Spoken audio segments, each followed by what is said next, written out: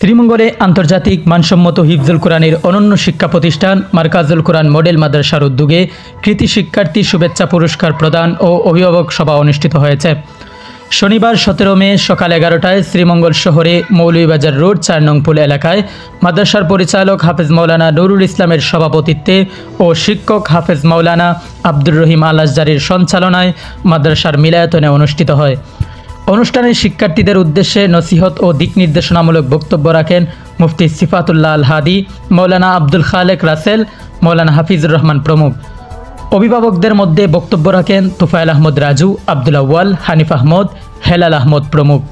এ সময় তারা বলেন, আমাদের সন্তানদের এ অর্জন শুধু আমাদের একার নয়, বরং এটি মাদ্রাসার সম্মানিত শিক্ষকদেরও। মূলত আপনাদের অক্লান্ত পরিশ্রমের ফলেই আজকের এই অর্জন। আমরা আপনাদের প্রতি কৃতজ্ঞ। মারকাজুল কোরআন তার লক্ষ্যপানে এগিয়ে যাক, সেই প্রত্যাশা। সভাপতির বক্তব্যে মাদ্রাসার পরিচালক হাফেজ মাওলানা নুরুল ইসলাম বলেন, নিশ্চয়ই তোমাদের অভিভাবক অনেক স্বপ্ন নিয়ে তোমাদের এতটুকু নিয়ে এসেছেন।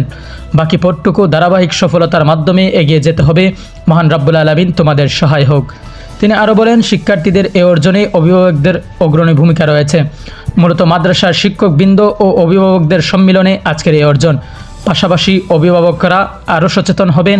আপনাদের সন্তানের শিক্ষা অর্জনে আপনাদের অগ্রণী ভূমিকা রাখতে হবে। বাড়িতে গেলেও যেন তাদের পড়াশোনা বন্ধ না হয়ে যায়, সেই ব্যাপারে সজাগ দৃষ্টি রাখতে হবে। তাছাড়া মাদ্রাসার আইন কানুনের ব্যাপারেও সচেতন হবেন আশাবাদী।